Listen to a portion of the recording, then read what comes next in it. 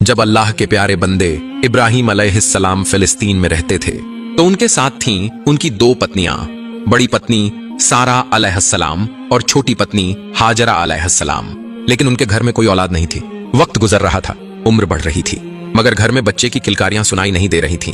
इब्राहिम अलैहिस्सलाम ने हाथ उठा कर अल्लाह से दुआ मांगी, ऐ मेरे रब, तू तो सारे जहानों का मालिक है, अगर तू मुझे एक औलाद अता कर दे तो मैं उसे तेरे ही रास्ते में वक्फ कर दूंगा। कुछ ही वक्त बाद इब्राहिम अलैहिस्सलाम के पास एक खुशखबरी आई। अल्लाह ताला ने उन्हें बशारत दी, ऐ इब्राहिम, मैं तुझे एक नेक और सब्र करने वाला बेटा अता करने वाला हूँ। इब्राहिम अलैहिस्सलाम इस खबर से हैरान और बेहद खुश हुए। वो तुरंत हाजरा के पास गए और कहा, हाजरा, अल्लाह ने हमारी दुआ सुन ली है, वो हमें एक बेटा अता करेंगे। हाजरा की आंखें खुशी के आंसुओं से भीग गईं। उन्होंने उसी वक्त अल्लाह का शुक्र अदा किया। कुछ वक्त बाद इस्माइल अलैहिस्सलाम पैदा हुए।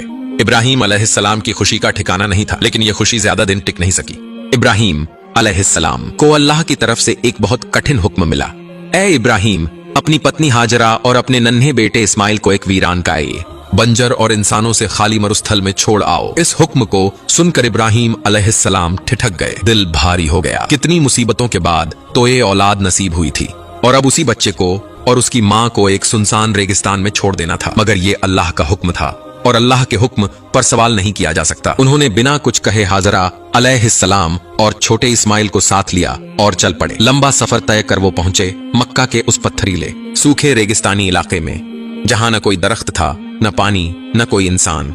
इब्राहिम अलैहिस्सलाम ने एक छोटे से पेड़ की छांव में हाजरा और इस्माइल को बैठाया, थोड़ा सा खाना और पानी दिया और चुपचाप वापस चलने लगे। पीछे से हाजरा अलैहिस्सलाम ने पुकारा, इब्राहिम, क्या आप हमें यहाँ अकेला छोड़कर जा रहे हैं?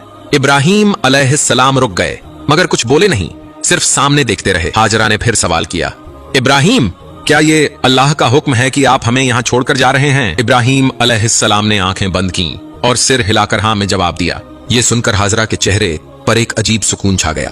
उन्होंने कहा, अगर ये अल्लाह का हुक्म है तो फिर यकीनन अल्लाह हमें कभी झाया नहीं करेगा, वो हमारी हिफाजत करेगा। इब्राहिम अलैहिस्सलाम कुछ नहीं बोले, बस चुपचाप आगे बढ़ते रहे। कुछ दूर जाकर रुक गए, फिर उन्होंने आसमान की तरफ देखा, दोनों हाथ उठाए और दुआ करने लगे, ऐ मेरे रब, मैंने अपनी औलाद को एक ऐसी घाटी में छोड़ आया हूं जहां कोई खेती नहीं होती। ऐ मेरे रब, बस इतना चाहता हूं कि वे यहां तेरा नाम लें, तेरी इबादत करें, यहां नमाज कायम करें। तू लोगों के दिलों को इनकी तरफ झुका दे और इन्हें अपनी रहमत से रोजी अता कर ताकि ये तेरा शुक्र अदा कर सके।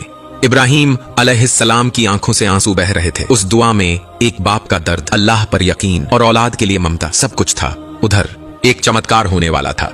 छोटा सा बच्चा इस्माइल अलैहिस्सलाम प्यास से रो रहा था।